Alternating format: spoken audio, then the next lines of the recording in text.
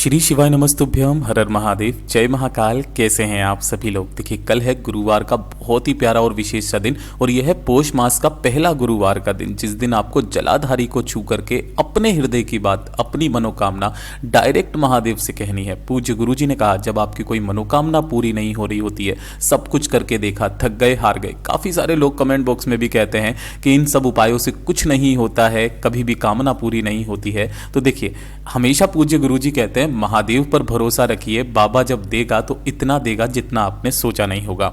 अब ऐसा तो नहीं होगा कि आपने अभी उपाय किया और अभी का अभी आपकी कामना पूरी हो जाए। वक्त लगेगा, लेकिन बाबा सब कुछ जरूर सही करेगा। बहुत सारे ऐसे कमेंट भी आते हैं जो कि कहते हैं कि भैया मैं आपके उपाय बहुत समय से कर रही हूं और बाबा ने मेरी जिंदगी बदल दी है, तो इससे ज्यादा और क्या चाहिए।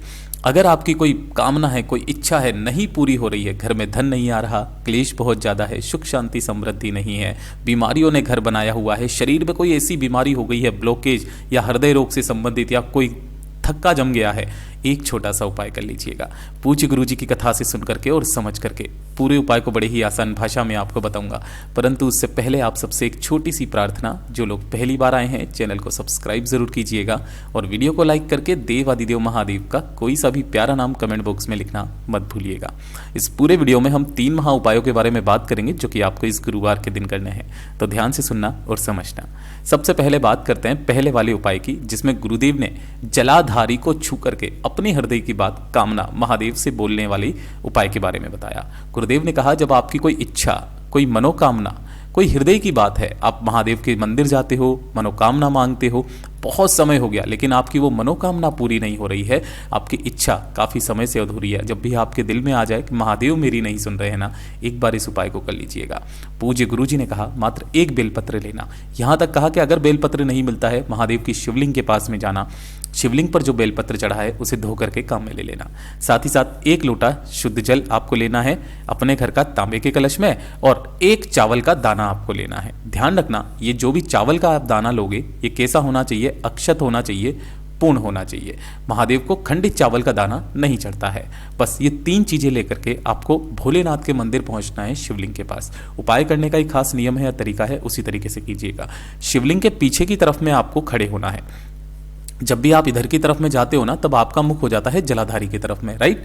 तो वो होती है उत्तर दिशा। यहाँ पर जाकर के आपको खड़े हो जाना है। चाहो तो आप बैठ करके भी कर सकते हो, कोई दिक्कत नहीं है। यहाँ पर आप आसन लगा करके बैठ जाइए। महादेव की जो भी पूजन पाठ अर्चना आप पहले करते हो कर लेना, जैसे आपको अभिषेक वगैरह जैसे आप हमेशा मंदिर जाते हो करते हो वैसे कर लेना। उपाय करते समय पर आपको क्या ध्यान रखना है, सबसे पहले इस चीज का ध्यान रखना, जिस कलश को आप लेकर के आए हो, अपने दोनों हाथों में उस कलश को लेना और श्री शिवाय नमस्तुभ्यम मंत्र का स्मरण करते हुए पहले अपना नाम और गोत्र बोल करके महादेव को समर्पित करना। जब आप इस लोटे को समर्पित करेंगे, तब आप कुंदकेश्वर महादेव का स्मरण करेंगे। इस चीज का ध्यान दीजिएगा, कुंदकेश्वर महादेव के नाम से आपको समर्पित कर देना है। जब ये पूरा लोटा जल समर्पित हो जाएगा, अब आप बात आती है उपाय को करने की। ठीक है, हमेशा ध्यान में रखा कीजिए, जब भी आप कोई उपाय करें पहले 1 लोटा शुद्ध जल समर्पित जरूर करें। इससे क्या होता है, आपका जो भी पूज्य गुरु जी बताते हैं कि जब आप अपना नाम और गोत्र बोल करके 1 लोटा शुद्ध जल समर्पित करते हैं, बाबा को पता चलता है कि ये भक्त मेरा आया है, ये है और इसकी ये समस्या अब मुझे सुनना है। ठीक है, यहां तक आपने काम कर लिया। उसके बाद में आपका जो दाहिना हाथ है, उस दाहिने हाथ के ऊपर आपको एक जो बेलपत्र लिया है उसे आपको रखना है, और जो बीच वाली पत्ती है, उसी बीच वाली पत्ती के ऊपर आपको चावल का दाना रखना है। ठीक है, ध्यान रखना, डंडी आपके तरफ होनी चाहिए, बीच वाली जो पत्ती है बेलपत्र की वो आपकी बीच वाली उंगली पर होनी चाहिए। यहां पर रखने के पश्चात जो भी आपकी हृदय की बात है, अपनी मनोकामना है, उसको बोलने से पहले आपको करना क्या है, जो आपका सीधे हाथ पे तो आप ये रखोगे, मतलब राइट हैंड दाएं हाथ पर तो इस तरीके से रखोगे, और जो बायां हाथ है उस बाएं हाथ से आपको इसे ढक लेना है, इस तरीके से। ठीक है ना, इस तरीके से ऊपर से हाथ में ढक लेना। अपनी हृदय की बात, अपनी मनोकामना महादेव से कहनी है, और महादेव से कह करके इस बेलपत्र को और चावल को एक साथ आपको उल्टा महादेव की शिवलिंग पर समर्पित करना है, क्योंकि चावल का दाना अभी ऊपर था। जब आप इसको उल्टा ऐसे समर्पित करोगे तो चावल का दाना इस बेलपत्र के नीचे पहुंच जाएगा, और इस तरीके से आपको समर्पित करना है कि डंडी जलाधारी की तरफ रहे, बीच वाली पत्ती का मुख आपकी तरफ रहे। बाबा से विनती करके, कामना करके अपने हृदय की बात, अपनी मनोकामना, ये जो जलाधारी है, इस जलाधारी पर अपने दाहिने हाथ की हथेली को टिकाना, यहां पर छुआना और स्पर्श करा करके अपने हृदय की बात डायरेक्ट महादेव से कह देना। गुरुदेव ने कहा, जो भी गुरुवार का दिन पड़े उस गुरुवार के दिन करना स्टार्ट कीजिएगा। आपकी मनोकामना ज्यादा से ज्यादा 3 महीना, उससे भी पहले पूरी जरूर होगी। पूज्य गुरु जी का बहुत अद्भुत और अचूक उपाय है, जरूर कीजिएगा। और ये दूसरे नंबर का उपाय तो आपको करना भूलना ही नहीं है। ये वाला उपाय जो होता है ये गुरुदेव का सबसे अचूक उपाय बताया गुरुवार के दिन का। जब भी आपको पता हो कि अगर आपके घर में धन की आवक सी रुक गई है, काफी बार ऐसा होता है कि अचानक से आपके घर में धन की आवक एकदम से रुक जाती है ना, पैसे की समस्या आने लग जाती है, या फिर कर्ज मांगने की नौबत आ जाती है। कई बार आपके दिमाग में आया होगा थोड़ा सा उधार ले लें, लोन ले लें, है ना, इस तरीके की समस्या आ जाती है। या फिर आपके परिवार में जब आपके खर्चे बहुत ज्यादा बढ़ जाते हैं, कभी बीमारियों में खर्चे हो रहे हैं, कभी सामान वगैरह कुछ लेकर के आ रहे खर्चे हो रहे हैं, पैसा बिल्कुल बच ही नहीं रहा है ना, धन को लेकर के समस्या है, संपदा में कमी आ रखी है, वैभव में कमी आ रखी है, आपका दिमाग, आपका चित्त, मन काम नहीं कर रहा उस समय पर, जो भी गुरुवार का दिन पड़े उस गुरुवार के दिन इस वाले उपाय को कीजिएगा, चाहे सुबह चाहे शाम को, कोई दिक्कत नहीं है। आपको करना क्या है, एक लोटा शुद्ध जल लेना है अपने घर का तांबे के कलश में, ठीक है। इसी के साथ में आपको 3 चीजें चाहिए। कौन कौन सी? सबसे पहले जो लोगे वो लोगे हल्दी। हल्दी की गांठ मिल जाए तो एक हल्दी की गांठ ले लेना, वरना एक चुटकी हल्दी ले लेना। ये जो हल्दी होती है आपके घर में संपदा की वृद्धि करती है, इस चीज का ध्यान रखना, ठीक है। दूसरे नंबर पर आपको लेना होगा इस तरीके से कमलगट्टा, जो कि माता लक्ष्मी जी को बहुत ज्यादा पसंद है, ठीक है। और ये जो गुरुवार का दिन होता है भगवान श्री हरि नारायण विष्णु और माता लक्ष्मी जी को ही समर्पित होता है। मात्र एक कमल गट्टा आपको लेना है इस तरीके से, ठीक है। और साथ ही साथ आपको लेना होगा एक लाल फूल। अब जरूरी नहीं है कि आप इस तरीके से गुड़हल का फूल लें, जो लाल फूल मिल जाए आपको वो लाल फूल ले लेना, ठीक है। इन तीनों को आपको इसी कलश के अंदर डालना है। अब जरूरी नहीं है कि आप अपने घर से ही डाल के लेकर के जाएं, मंदिर जा रहे हो वहां पर आप लोटा जल भर लीजिए, उसके अंदर आप सब कुछ डाल देना। इसे डाल करके आपको कौन से मंदिर जाना है इस चीज का ध्यान रखना। भगवान श्री हरि नारायण विष्णु जी के जो स्वरूप का मंदिर आपके घर के पास में हो, राधा कृष्णा जी का मंदिर हो वहां चले जाइए, लड्डू गोपाल जी का मंदिर है वहां चले जाइए, राम सीता जी का मंदिर है वहां चले जाइए, सत्यनारायण भगवान जी का मंदिर है वहां चले जाइए, या भगवान श्री हरि नारायण विष्णु जी का ही मंदिर क्यों ना हो, वहां पर आपको चले जाना है। वहां जाने के पश्चात आपको करना क्या है कि जो आपने कलश लिया है उसे अपने दोनों हाथों में पकड़ना, ठीक है।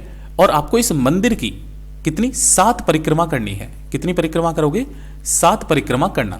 7 परिक्रमा करने का भी नियम, जब आप परिक्रमा करके मंदिर के पीछे जाओगे, यहां खड़े होकर के आपको एक मंत्र है ओम नमः शिवाय, इस मंत्र का स्मरण करना है और वापस सामने आ जाना है।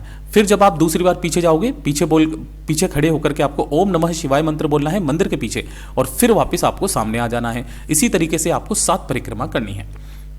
7 परिक्रमा करके अपना नाम और गोत्र बोल करके यहां पर आपको भगवान से विनती करनी है, कामना करनी है कि बाबा मेरे घर में धन संपदा विभव की बहुत ज्यादा कमी है, खर्चे बहुत ज्यादा हैं, पैसा नहीं बच रहा है, मां लक्ष्मी जी की कृपा चाहिए। बस इतनी सी कामना करके इस कलश को लेकर के आना, और आपके आसपास या मंदिर के आसपास, घर के आसपास कहीं पर भी पीपल का पेड़ मिले तो उस पीपल के पेड़ में आपको यहां पर इस संपूर्ण जल को समर्पित कर देना है श्री शिवाय नमस्तुभ्यम मंत्र का स्मरण करते हुए पिपलेश्वर महादेव के नाम से।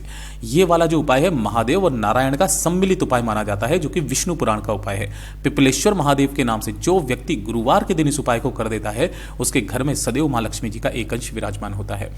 पूज्य गुरु जी का बहुत अद्भुत और अचूक उपाय है, जरूर कीजिएगा। और ये तीसरे नंबर का उपाय जो मैंने शुरुआत में मैंने आपको बताया था कि अगर आपके परिवार में कोई भी व्यक्ति है जो बहुत ज्यादा बीमार रहता है, किस तरीके की बीमारी, अगर उसके हृदय रोग से संबंधित कोई बीमारी है, ठीक है, या फिर नसों ने कार्य करना बंद कर दिया है, मैं यहां लिख देता हूं, नसों ने कार्य करना बंद कर दिया, या फिर कोई खून का थक्का जमा हुआ है ना, खून का थक्का, इस तरीके की कोई बीमारी हो गई हो, या फिर जैसे ब्रेन वगैरह में थोड़ा बहुत कई बार ऐसा हो जाता है ना कि किसी बीमारी के कारण किसी आदमी का दिमाग काम करना, चित्त काम करना बंद कर देता है, छोटे बच्चे की तरह वो व्यवहार करने लगता है, डरा डरा सा रहने लगता है। तो इस तरीके की जितनी भी समस्याएं हैं एक ही बार में खत्म हो जाएगी। इसके लिए ना कोई दिन फिक्स है ना ही कोई समय फिक्स है, ठीक है। हफ्ते में केवल एक दिन ये वाला उपाय करना है, चाहे कोई सा भी दिन आप फिक्स कर लीजिए, रविवार को छोड़ करके।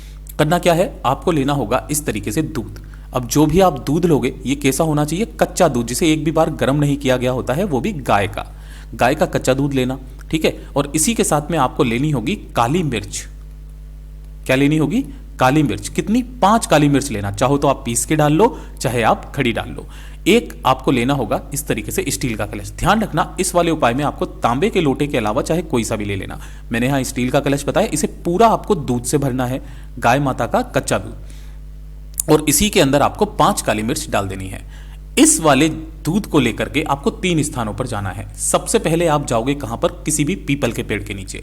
यहां पर आपको दोनों हाथों में कलश को पकड़ना है और उसका थोड़ा सा दूध आपको पीपल पेड़ की जड़ों में समर्पित करना है, श्री शिवाय नमस्तुभ्यम मंत्र का स्मरण करते हुए पीपलेश्वर महादेव के नाम से। किनके नाम से करोगे? पीपलेश्वर महादेव के नाम से।